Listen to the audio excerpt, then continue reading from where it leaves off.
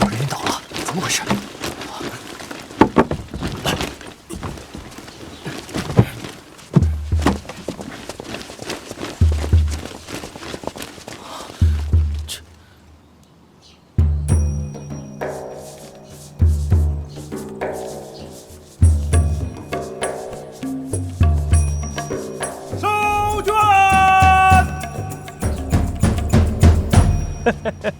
这小范大人做事啊，确实细致，监察院都来帮手。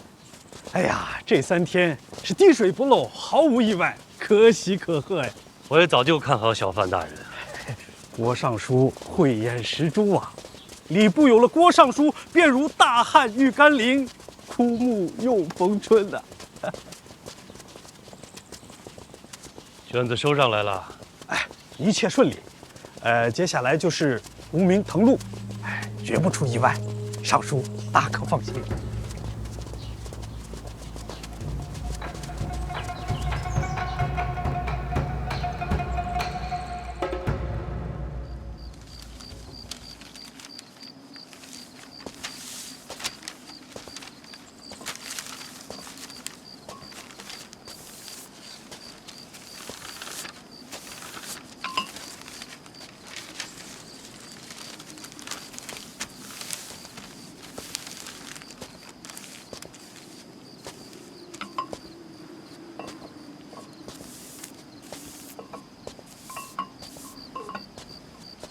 小范大人，好，这几天您可是辛苦了，不如先回府上休息吧。那可不行，我还得监督这个胡明抄录，陛下给的差事可不能懈怠。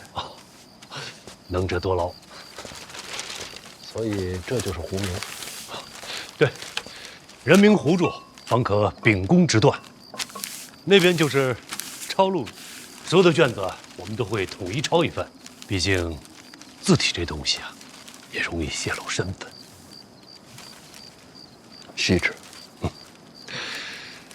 抄录完毕，再送去阅卷，仅凭才华取胜。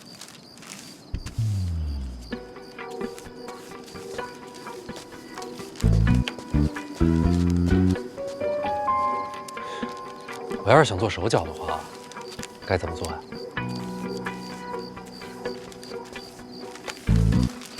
小范大人说了什么？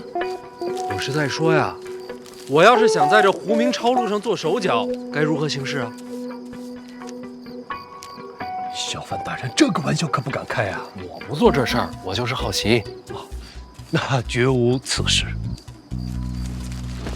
咱不聊现在，以前也没有过呀。不拿我当自己人。真的没有。我怎么听说这胡明的纸条有长有短呢？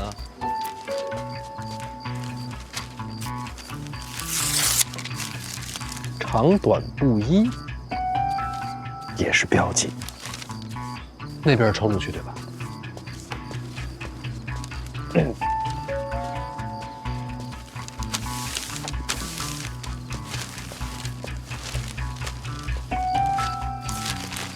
然后抄录这边也能在纸上沾些墨迹，这样阅卷的人见了也就心领神会。绝无此事啊！小范大人这是在哪里听闻的？都是传闻。当然了，我相信在座的各位绝没有做这种事儿。毕竟，谁也不想死。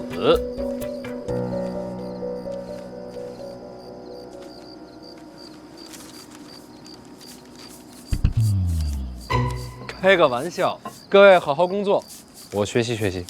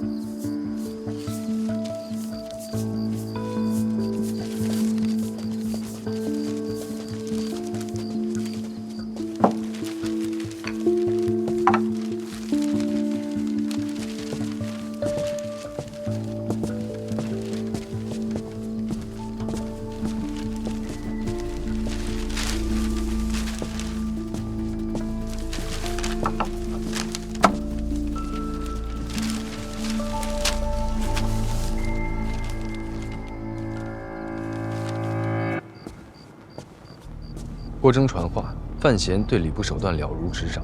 本来想着让帮一把殿下门客，如今看来不太方便。什么门客？我哪有门客？明白了，只有考生，没有门客。春闱嘛，干净一些其实不错。谁都别插手，各自看命数。我这就让人转告国征。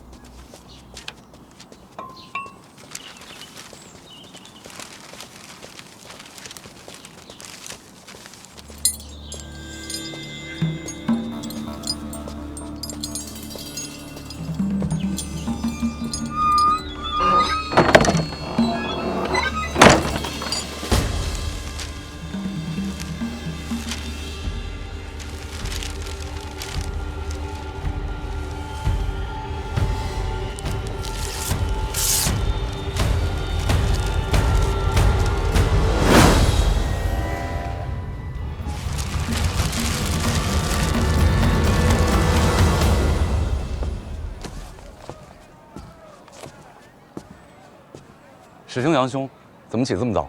哈，习惯了，这时辰一到就睡不着了。师兄，都考完了，怎么还看书啊？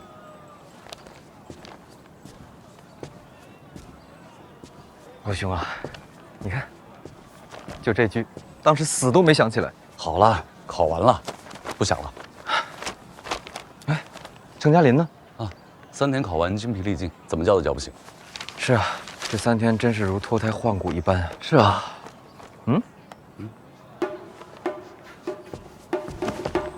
师兄，你有些奇怪啊。侯兄，什么味道？你好香啊！师兄好鼻子啊。又有吃的。当然，侯兄真的是有心。鸡呀，烧鸡哎！你哪儿来的？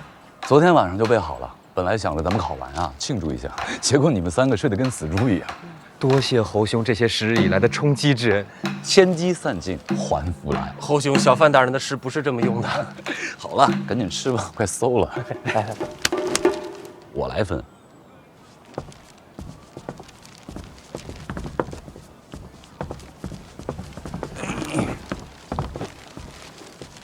谁曾想，那晚请我喝酒吃肉的，竟然是小范大人。可不是嘛，这谁能想到？是啊，当时我知道的时候都吓了一跳。说起来，进考院那会儿，他菜饼里被寻到纸条，我当时都吓死了。还是小范大人还我清白。哎，咱们4个是不是应该去拜访一下小范大人啊？为何呀？现在街巷满是传闻，咱们4个应当是被当做小范大人的麾下门生了。可我们自己知道，我们不是啊。那莫不如我们顺水推舟？你的意思是登门拜师？小范大人的才学，做我等的做师绰绰有余吧？能拜小范大人为师，好啊！当然。可现在去，不就成了走门路了？是啊，身正不怕影子斜。对呀，身要正，影也不能斜。啊，我们可以去拜访小范大人啊，但不是现在。何时啊？就算要去，也要等到发榜以后，尘埃落定，才好相见。哎，就是这道理。我也是这么想的。给嘉林留点。我是程嘉林。走开。哎，也不知道小范大人此时在做什么呢？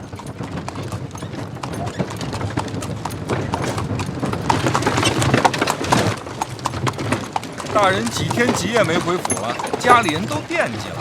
那不行啊，这阅卷我得盯着，想要干净啊，就得费心。这回全完事儿了吧？几日辛劳，阅卷审完，现在就等放榜了。这一次啊，别的不说，称得上干净、公平。同福客栈那4位怎么样啊？石产力落榜了啊？大人没帮着给？公平就好。其他那3位呢？不出意外的话，那3个人应该都在榜上，尤其是杨万里，文章不错。嘿，大人这眼力啊，那就是超群啊！一共见了4个，这就中了3哈。要早知道啊，王某也应该去考上一考。兴许就着大人这鸿福啊，王某还……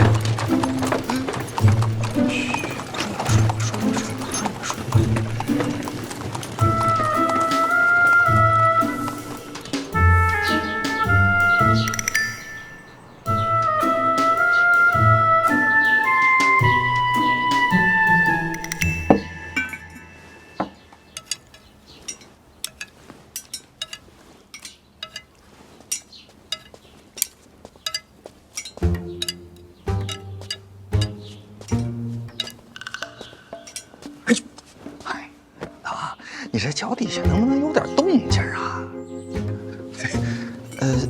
启年兄，这是小范大人的饭呐。啊，那启年兄，这又是？哎呀，这个肉啊，你知道啊，这是我家爸爸最喜欢的啊。哦，明白了，启年兄这是在偷小范大人的肉。这怎么能叫偷呢？你想，小范大人正在休息啊，他不吃这些菜了，这菜啊不能够，对吧？那也不能这样吧？不是，这菜如果没有人吃啊，就会被倒掉，那不就是浪费吗？但是浪费总是不好的吧？倒也是。那我这么做，它有什么不好的吗？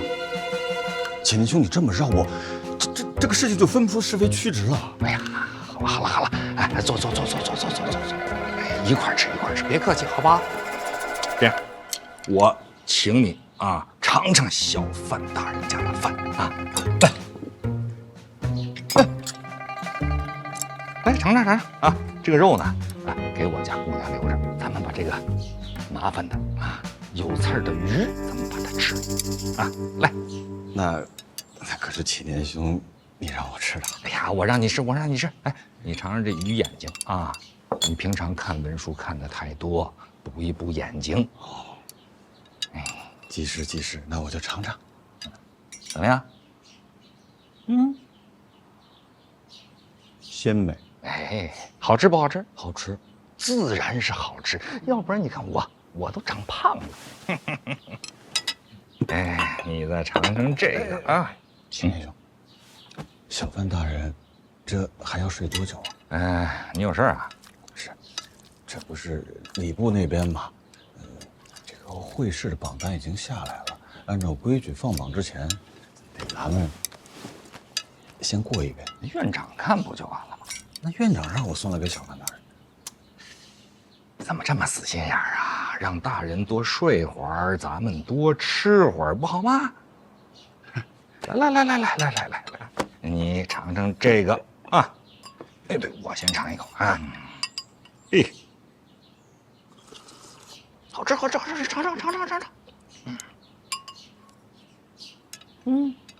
味道怎么样？非常特别的味道。此为何物啊？酸酪。大人请了。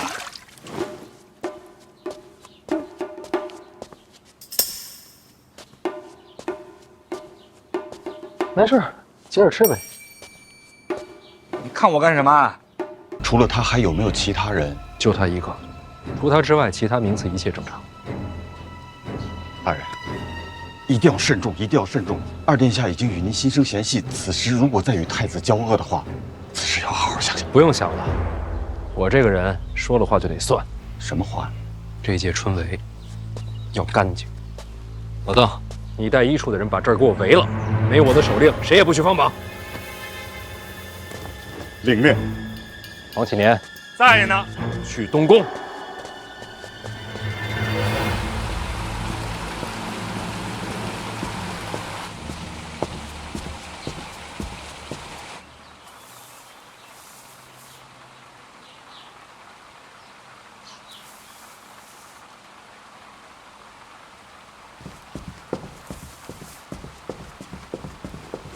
殿下，范大人不请自来了。为何不早禀报？说，您要的知医今天也好了，已经在来的路上了。谁安排的呀？您安排的。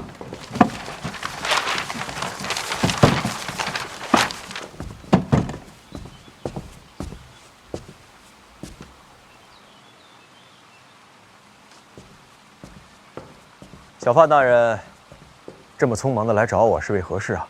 来，里边请。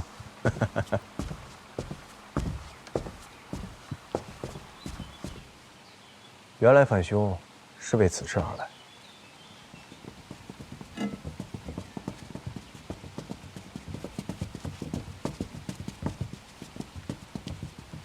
这是特意让你瞧瞧，喜欢哪身啊？我又不懂这些，这是哪个铺子的手艺啊？我做的。殿下啊，随便画的，寻制衣的来做。设计师啊？什么师？啊，没什么。这怎么都蒙着面啊？面相看不得，气质都对不上。懂了。殿下这些衣裳是为谁量身定制啊？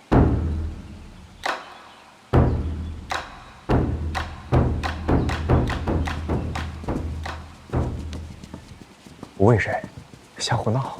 水平很高，不算胡闹。我就欣赏你这一点。这要是换个人，就要劝我专心国事了。人嘛，总要有些闲趣。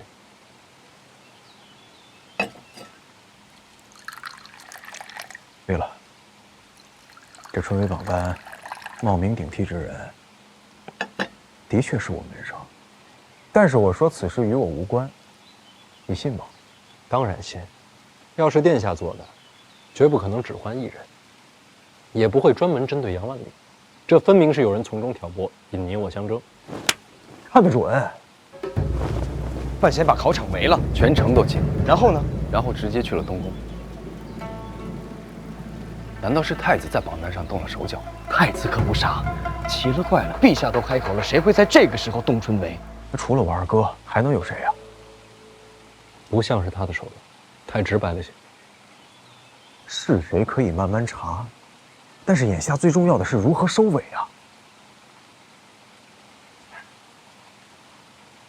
好歹是我门生，不如将错就错。这样，杨万里那边呢，我保他1年之内入仕途，怎么样？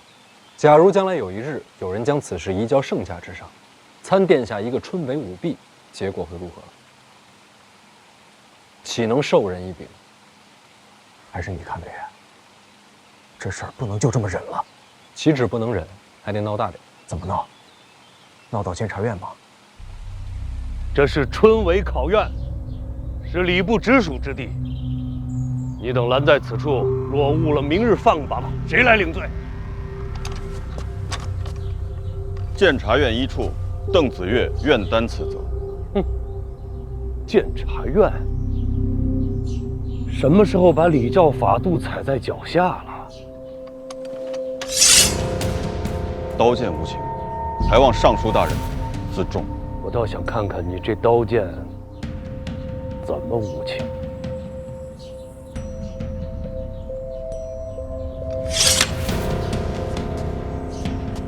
诸位同僚，我一处经年守礼，了然人情世故，可是监察院有必要了然人情世故吗？咱们手上这把刀可不是摆设。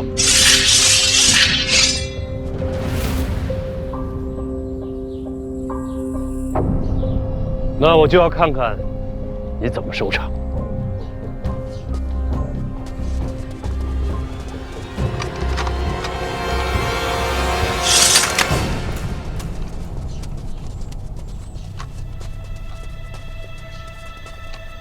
诸位同僚，小范大人为众生封考院，此等风范天下少有。他说的都是真话。邓某此前终日浑浑噩噩，得过且过，可以说是耳聋眼瞎。但小范大人来了之后，一处不一样。我相信一处一定能像从前一样，行使监察百官、震慑奸佞的职责。故此，邓某此生决计追随小范大人，还请诸位同僚此后行事对得起身上这身官袍，对得起大庆。对大庆。入宫见驾，小范大人和太子殿下。正是如此。为了什么？听闻是为了春闱舞弊。本届春闱。小范大人都已经把考场给围了。这种事儿你是怎么知道的？街巷满是传闻，小范大人要为天下学子求一份公道。不愧是小范大人。哎，不过你怎么老能听到这街巷传闻，我怎么就没听到？街巷传闻，谁传出来的？街巷传闻嘛，那谁知道啊？春闱舞弊何等大事，这么快街巷便有传闻，这事儿不合理啊！也许是小范大人自己做的，借民心为弊助，有道理。若不是监察院，消息哪会传这么快？这样一来，那就只能勇往直前，再无退路。我怎么觉得这一步一步是什么在把他往前推啊？谁推他？为了什么？扑朔迷离，瞧不清。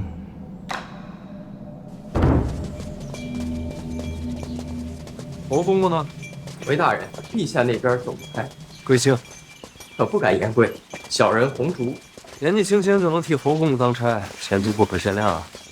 多亏了简书司戴公公美言。简书司，就是给大人行贿3000两的戴公公。戴公公犯下大错，宫里最后问他谁适合接掌简书司，他就说了我的名字。等等，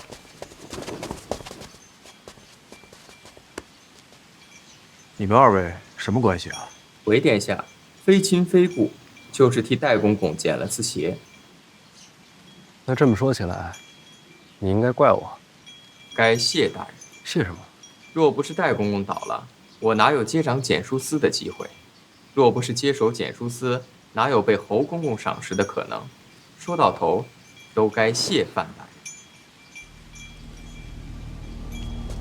有没有人跟你讲过，宫里说话不该这么直白？大人才华经世，如今又为天下学子毅然入宫，小人感佩至极，心绪难平。你怎么知道我是为了天下学子而来？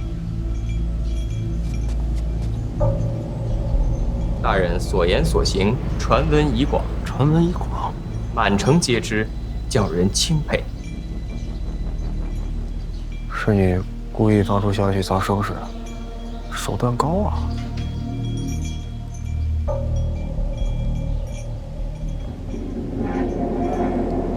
没事了，带路吧。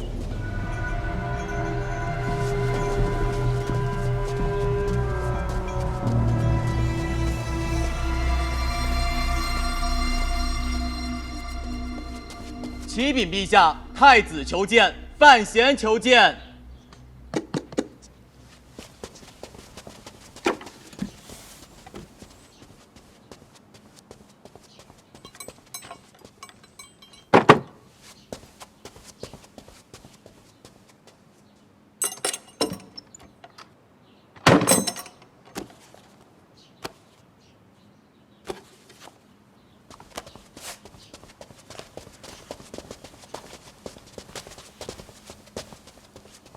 儿臣见过陛下，见过陈院长。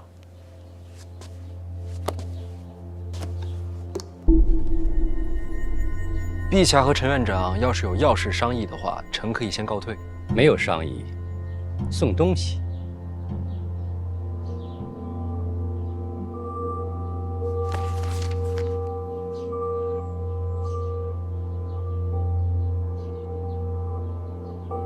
陛下，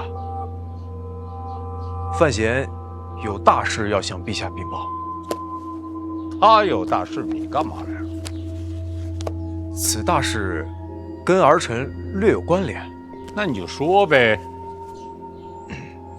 是，这春闱榜单被人动了手脚，本该上榜的学子换成了儿臣的门生。春闱舞弊事关重大，这分明是有人在栽赃陷害儿臣。儿臣委屈啊，所以儿臣以为此事应该严查。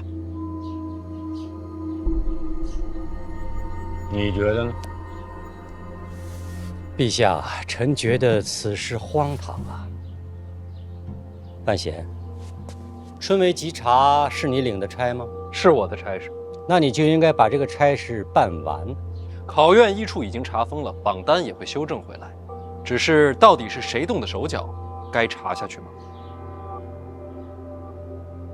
你们觉得呢？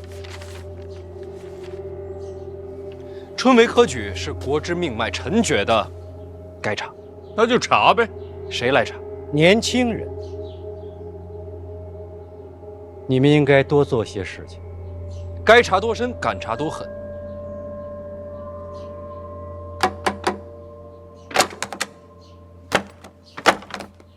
这些都是5年来举证春闱舞弊的折子，到现在没有结果。为什么？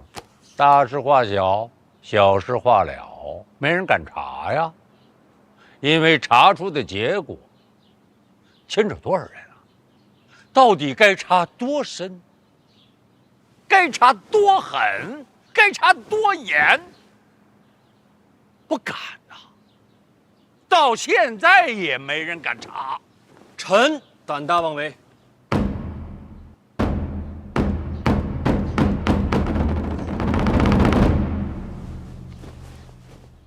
你查？你要知道查出的结果，你受得了吗？臣自己接着。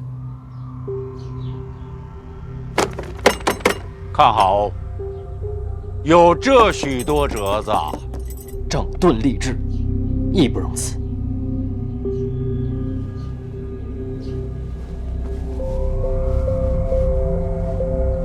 查。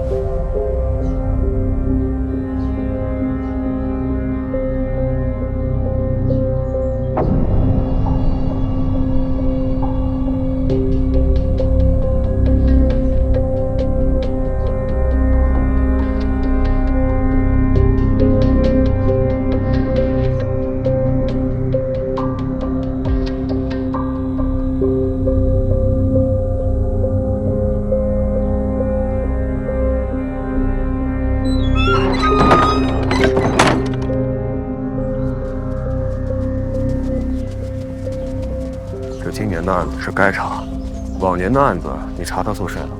赤胆忠心呢？啊？不查不行啊，殿下。这台阶也起了，名声也立了，没退路了。你的意思是说，陛下和陈院长想让你查？谁说不是呢？补差事，得罪人。我得罪的人还少了。哎，你不容易啊。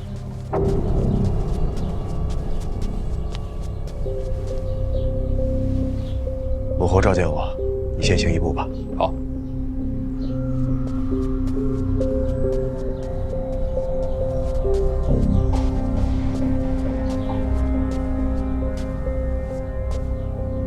方才多谢洪公公提醒。借一步说话，请。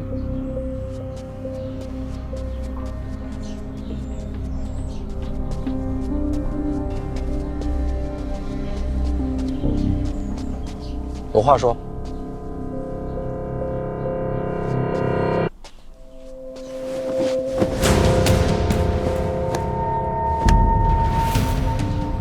你这是哪出啊？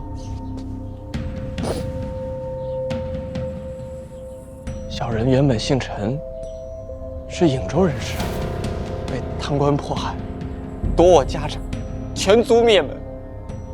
小人侥幸逃得性命，无处可去，才入了宫。哪个贪官？就是如今的颍州知州。颍州知州。恩公惩贪除恶，如今这贼人依然抄家入狱，被判了斩立决。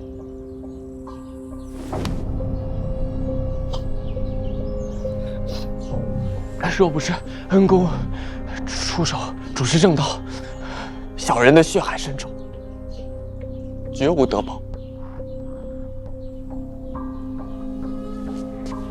这陈院长查的名册，督察院办的案子，咱们歇到我头上了。小人虽然愚钝，但也明白是恩公在推行此事。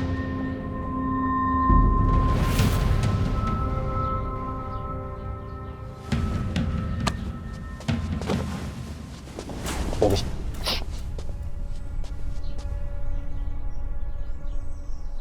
你这身份，如今宫内几人知晓？入宫之时，登记在册，我是胶州人士。在这宫里，我只姓洪啊。本族往事无人知晓。洪字怎么来的？入宫时遇到一位姓洪的老太监，对我有所看顾，我便也姓了洪。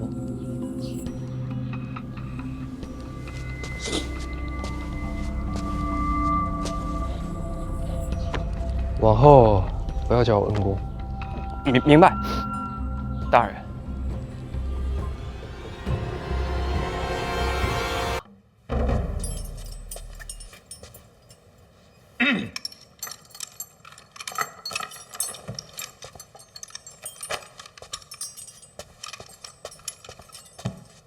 范闲，怎么，老夫命数当绝了？我都不知道我自己在你们心目中到底是什么一个形象。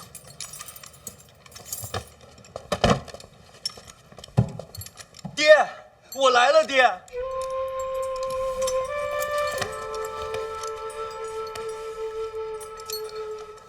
你终于还是落网了。什么终于啊？从你说要审死范大人，我就知道你迟早会有今天的。哎呀，老夫感谢范大人，还给犬子留了条性命。爹，行刺都已经过去了，我现在在他麾下做事。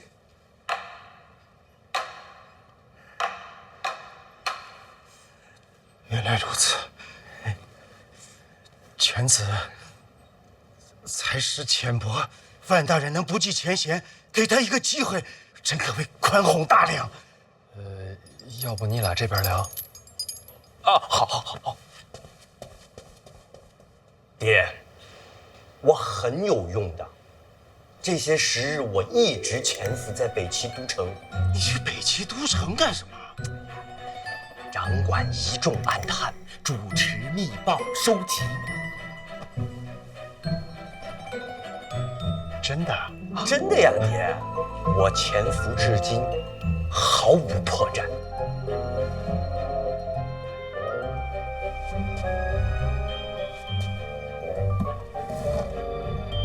围棋，这是要亡了？那倒也不至于。爹，您说这话就有点太不信任我了。这么些年了，你还是不了解我的才华。哎，爹，怎么了？竟然不是做梦。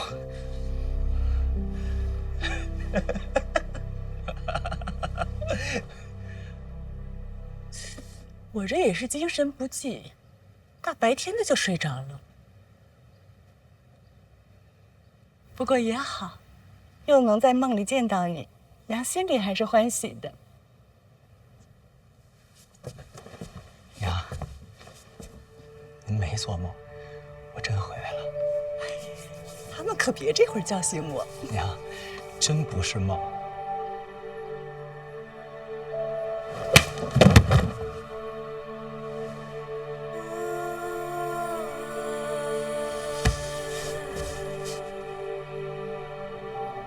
娘，您打我干嘛呀？梦里不会疼，你疼吗？疼啊！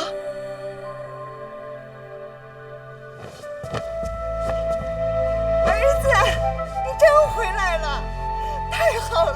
不是，那您做梦您打我也不管用啊！哎，别，娘，真疼！您别哭了。回来就好，我给你做好吃的。不用了，不能让他们知道我这回是偷跑回来的。原来长公主和二殿下才是同盟，这真是没想到啊！爹，二皇子跟范闲不对付，这次春闱是要给他下套。你帮帮他，他答应了，事成之后立刻放你出去。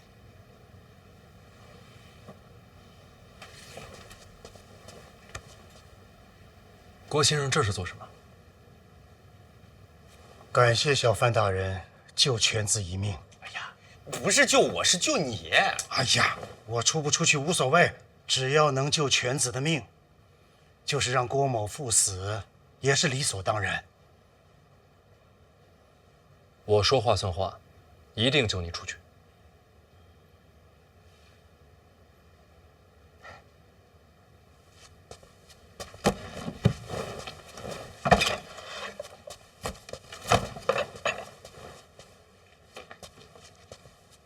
方才听闻小范大人说，郭征送了你本册子，可否让老夫过过眼啊？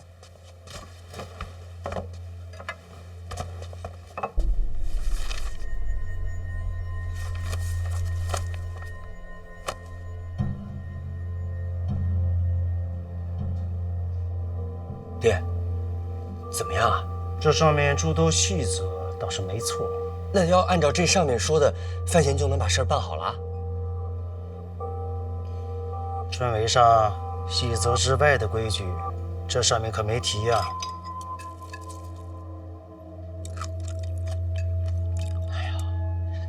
那他们就是要害你。这个郭征到底是谁的麾下呀？从往日看，并无头效之处。藏得深。哎呀，爹，那就别管他了，你快点把这个规矩跟小范大人说一说。事成之后，他还要救你出去呢。规矩不急，老夫问一句：这次春闱，小范大人有多少门生啊？我哪有什么门生啊？一个都没有。我年纪轻，也做不了做事。与考生无来往，这是好事，省了很多麻烦。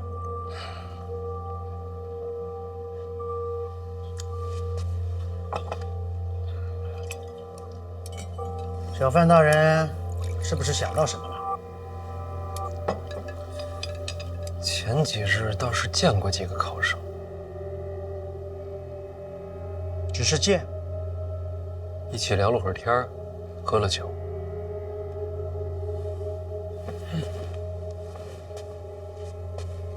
那就是门生了。可他们并不知道我的身份啊。那不重要，在其他人眼里，那些考生已经算在你门下了。哎呀，爹，你别管什么门下不门下了，卓慕寒庄大师都已经把自己的书送给他了，他现在也是文坛传承，有几个门下很正常的。你别打岔。哦，小范大人，春闱上考生们最痛恨的是什么？舞弊营私。你的门生就是营私的门路。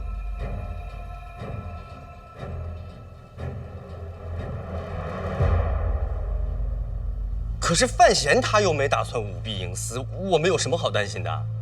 有些事他自己不想做，会有人帮他做。为什么要帮他呀？你是怎么在北齐潜伏下来的？爹，我朝春闱跟北齐又有什么关系啊？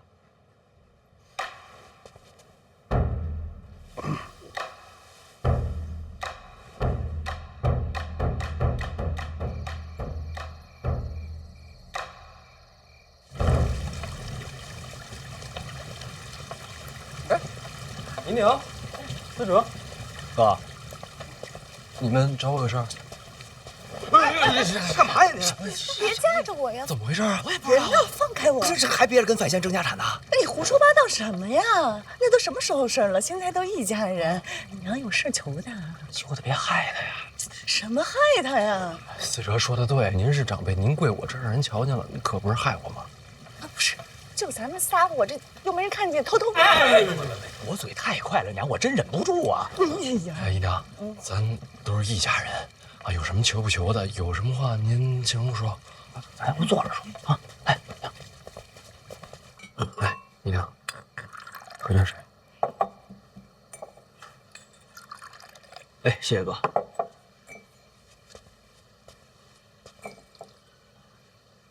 怎么说呢？你看吧，姨娘我年纪渐渐大了。啊，姨娘永远年轻。你这孩子这么会说话呀？思哲要跟你一样就好了。他这孩子吧，从小就淘气，我有时候看着呀是真烦，可是看不见吧，我又想他，也不知道是不是上辈子欠他的。姨娘这是想说，能不能不让他去北齐了？姨娘放心，这次思哲回来，本来就没想让他离开京都了。真的？您还没问我呢，我要去北齐。范闲都说你不用去了。不是他让我去，是我自己想去。为什么呀？这次北上吧，其实我见识了不少，虽然是有些危险，也有点苦。所以你别去了呀。娘，你让我说完。但是我找到了我活着的意义。您看，过去我在京都待着，是又安全，也吃喝不愁，但是天天吃喝玩乐的，那活着有什么劲呢？我这回去了北齐，我感觉自己好像还有点用，虽然就帮庆国帮了这么一点点儿，但我觉得也够了。我不想再回到过去做那个无所事事、无人在意的范思哲了。那，你还去北齐？去做什么呀？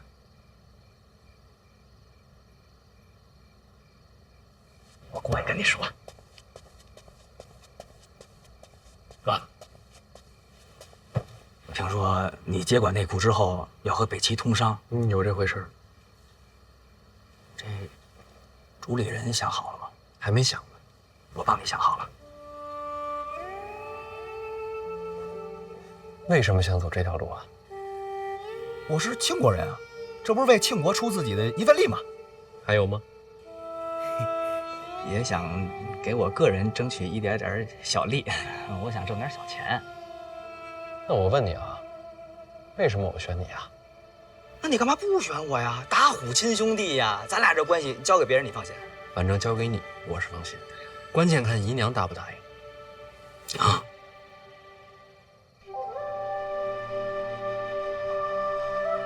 你打算什么时候走呀？您这是同意了？我也想看你长大嘛。行，那我收拾收拾，我明天一早我走。哎，不急这一会儿，春闱之后是我跟你嫂子大婚，怎么着你也凑完这个热闹再走。行，那感情好。那春闱什么时候？完了，好紧张啊！昨晚都没怎么睡着。你这鼾声比炮仗都响，是我一宿没怎么睡着才对啊。侯兄，我现在好像达到一种境界。你看我在家时，这书背得挺好，走了一半忘了一半，到了这儿全忘了。清醒一点呀，要考试了。孙嘉林呢？啊，他说他去买面饼了，让咱们先走。哎，慢点。哎，真多呀！蒸馏，同富龙门。是啊，这条路的尽头就是天下所有读书人的希望啊！抱歉。来。侯兄，我觉得你睡得挺好的啊，还有劲儿喊呢。我这不是被挤精神了吗？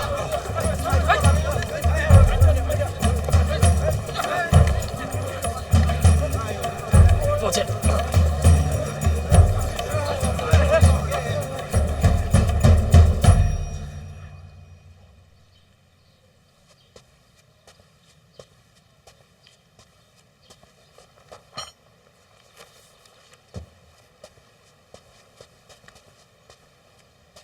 小范大人，郭尚书怎么出来了？时辰快到了，考生们就要进场，都不容易啊！一生苦读，就为了拼这3日。这3天内，考生不得离开考院，所以被褥、吃食你都带着了。平时辛苦啊！这东西带的多了，夹带小抄的机会也就多了。考生怎么还不来？小范大人有所不知啊，按照约定俗成的规矩，这个时候。考生们都忙着过这个龙门桥呢。龙门桥？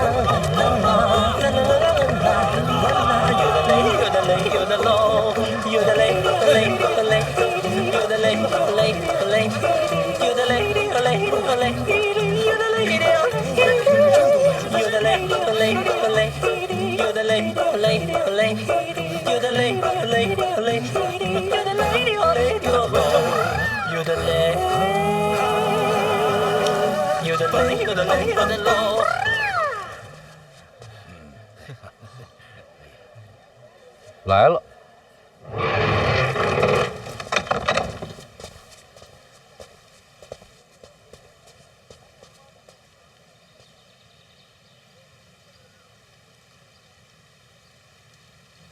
诸位早上好，我是范闲，是小范师仙，未来的文坛宗师啊！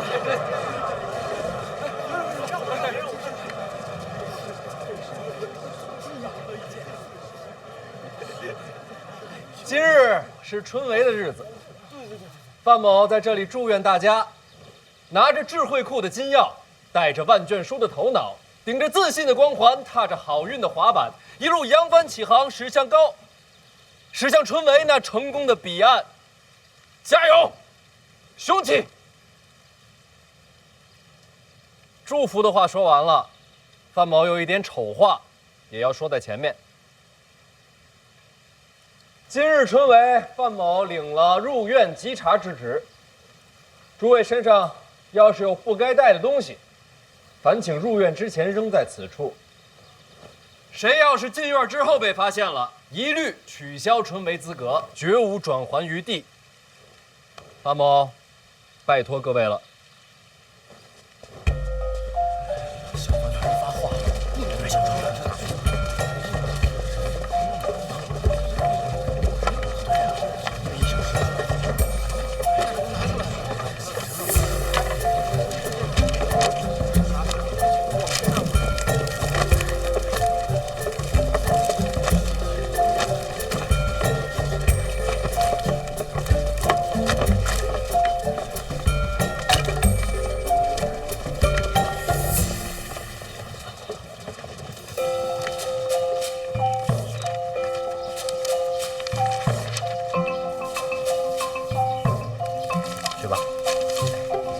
边排队啊，一个一个来，东西准备好，查验身份。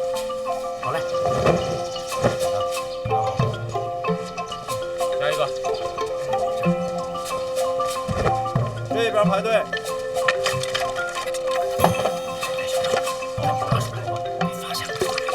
你的东西拿出来。郭尚书怎么能一直站着呢？来搬把椅子。不用不用，换动作还得重新画。一个一个来。小范大人，你忙你的，我这看看就走。郭尚书辛苦。应该的。用心查，查仔细些。好，下一个。都来排队啊！一个一个。机场和嘉林呢？东西都准备好。在前面的吧，丢不了。查验身份。赶紧进吧，没瞧见小范大人。下一个。心思不行啊！来，东西放这儿。还真有人夹带小抄啊！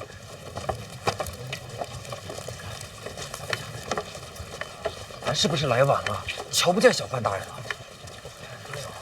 进门就瞧见了。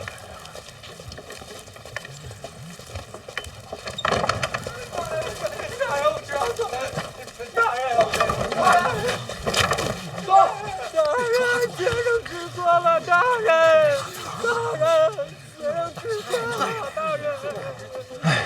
又是个藏小抄进考院的无耻之徒，活该，书都白读了。哎，就到我们了。听说小范大人会亲自稽查。哎，你说这诗仙，他得长什么样啊？再给我一次机会吧，大人，学生知错了。转过去。好，这边走。飞猪放这儿啊。哎。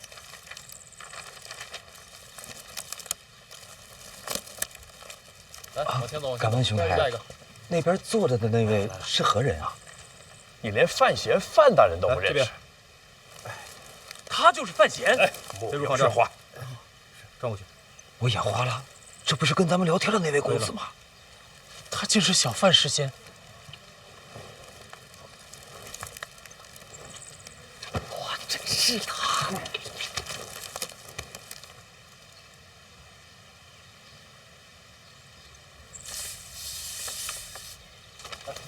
去！下一个。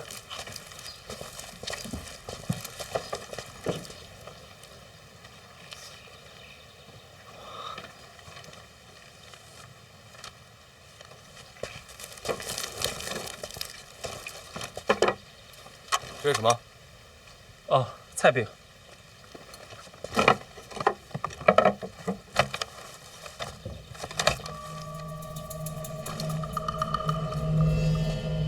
大人，这里没有纸条。这里怎么可能？出去，走！我没带小抄。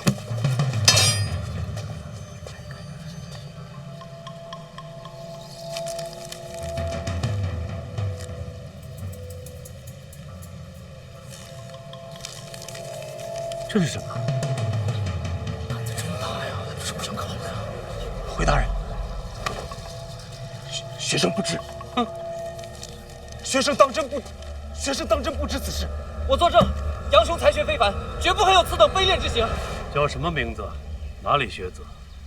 学生杨万里，泉州人士。杨万里，正是。小范大人，这不是你的门生吗？范闲跟他们见过面，看来这4个就是小范大人看好的了，不费几个人力入手，4个都下手，那就过犹不及了。挑一个，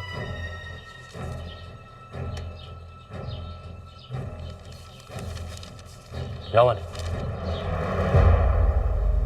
小范大人的学生不是，这该如何是好啊？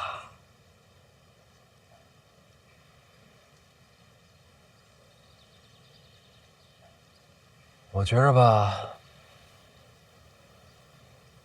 春梅应该干净，是得干净。那就按规矩办。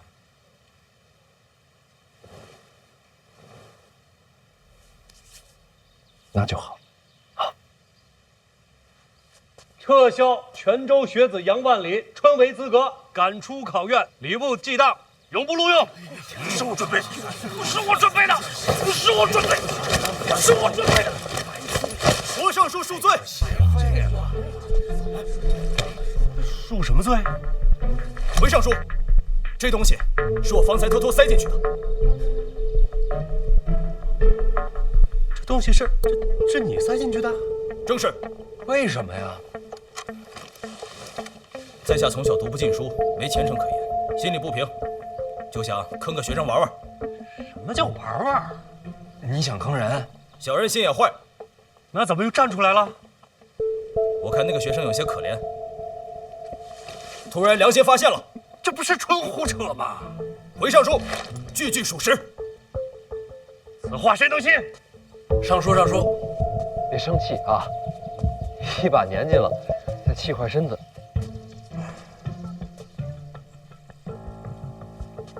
小人好惭愧。你先闭嘴。好嘞。小范大人，杨兄绝不是这种人。郭尚书，礼部的规矩我确实不懂，能不能多问一句？请讲。您刚才说要把这考生逐出考场，礼部记档。正是如此。那这罚的可够重的。请问他犯什么错了？夹带小抄，人品低劣。哪有小抄啊？这，小范大人，这众目睽睽，那是我干的。闭嘴。好嘞。您说这个呀？这要定罪的话，这就算罪证。要不，咱把罪证打开看看？当然得看，必须得看。我也想看看，这都写的是些什么？肉饼2钱1个，面饼1钱2个。哎呀，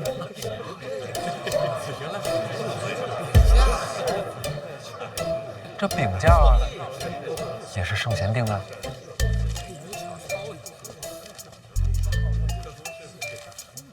哟，这卖的还挺全乎，还有卤菜。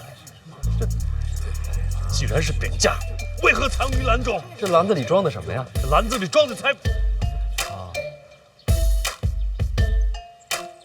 那有没有可能是店家不小心掉进去的？又或者是我记错了？这肉饼2钱1个，确实是上古奇书圣贤所言。要不郭尚书再查查？哎，3日用餐不可油腻啊，你得吃面饼。学生受教了。啊，快进去，进去。上！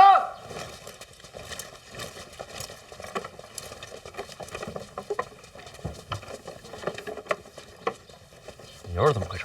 回大人，我睡糊涂了。胡闹！春闱稽查何等大事，罚你1个月俸银。小人认罚。郭尚书觉得呢？哦，小范大人，这边的事儿您多费心，我还得去考卷那边看看，累呀，闲不下来，闲不下来。郭尚书辛苦，郭尚书好走。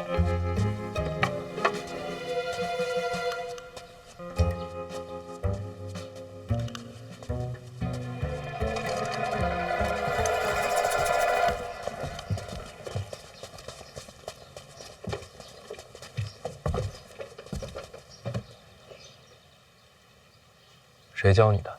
回大人，小人是凌相麾下。凌相的意思，春闱若有麻烦，小人替大人接了。你自己的命不要了。用兵一时。回去转告师伯，回沪的心意我领了，春闱的事儿我自己接着。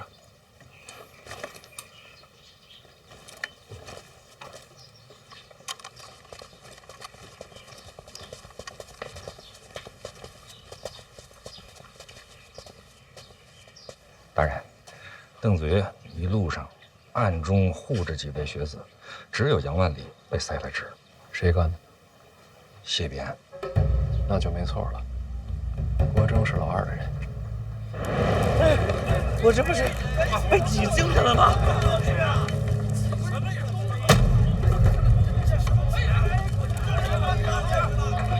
抱歉。这郭征手段可是够恶毒的。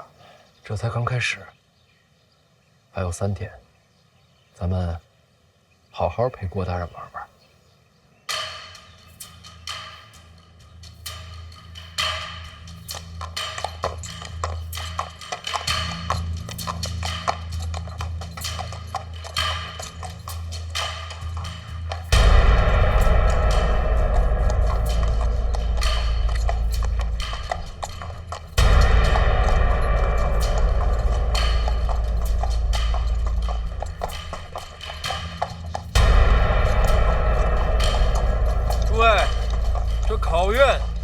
不仅是你们的才学，也考你们的人品。我祝各位前程似锦，也劝你们好自为之。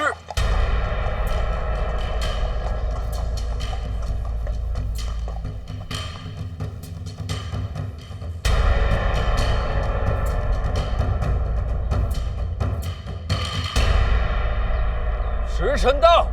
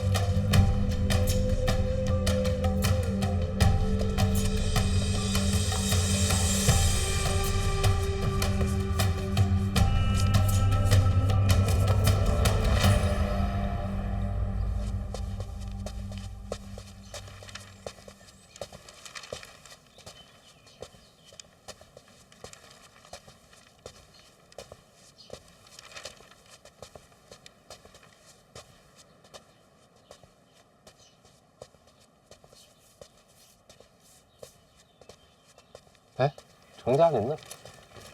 在东二啊。停一下，这是要做什么？大人，该发蜡烛。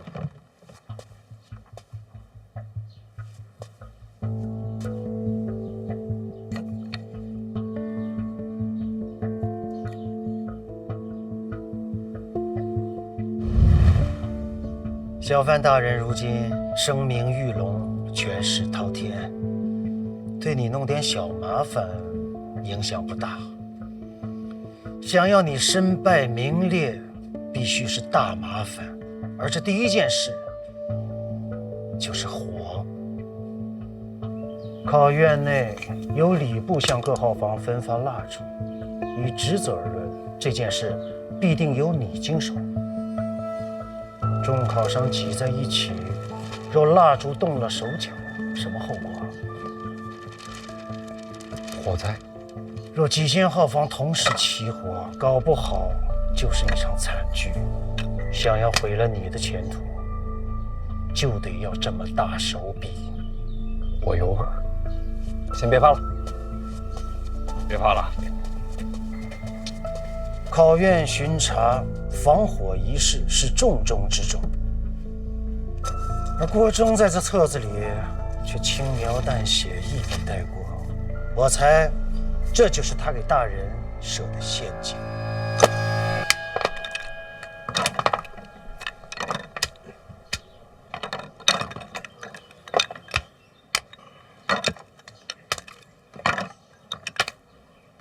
这边也都有火油。哎，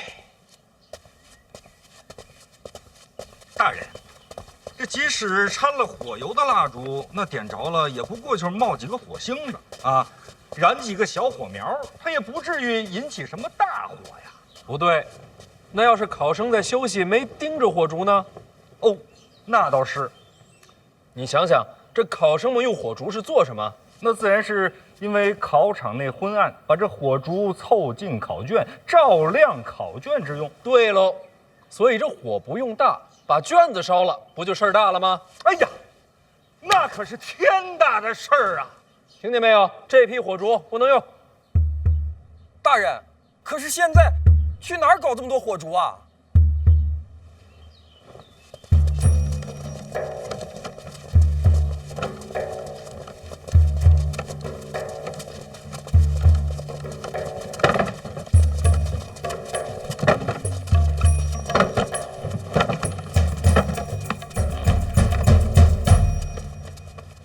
？3日之内，所用火烛皆由监察院提供。还有啊，把这个麻烦转交给尚书大人。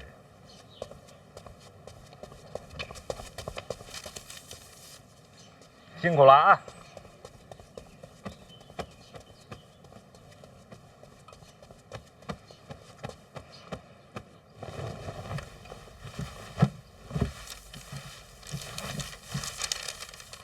入库账册什么意思？监察院的人说，我监察院为考生们提供火烛，此乃大善之事。但是呢，咱们在商不是在官要严官啊。最重要的事情呢是要守规矩。这春闱本是你礼部的差事啊，那这火烛之钱也应该由你礼部来承担。当然了，既然是大善之事嘛，这火烛之价钱呢，可以给你减上1成。什么叫在官严官？哪有这种词儿啊？再说这火烛，这监察院也要插手了，咱们不是准备了吗？小范大人也有传话，国尚书，这几日啊，范某心血来潮，掐指一算，您猜怎么着？火光之灾不吉利啊！我就想着把这些蜡烛全换了，用我监察院的，到时候再出什么问题，都算到范某头上。当然了，您要是不愿意的话，咱就把这礼部的蜡烛检查一遍，但凡没事儿，咱就用回去。您说好不好呀？这掐指一算是有点胡闹了。再说了，人家都说血光之灾，哪有火光之灾这一说呀？大人，要不咱们就按照小范大人说的，自家蜡烛再查一遍。这小范大人也是忧心国事，本质是好的。那监察院的蜡烛用用也行，那还得再付一笔银钱呢。照付吧。哎，等等，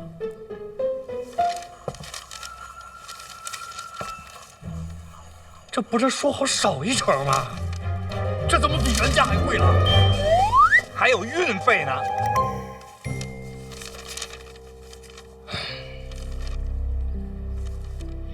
也不能耽误了考院学子，不是？就照着办吧。来啊，这是你的，谢谢。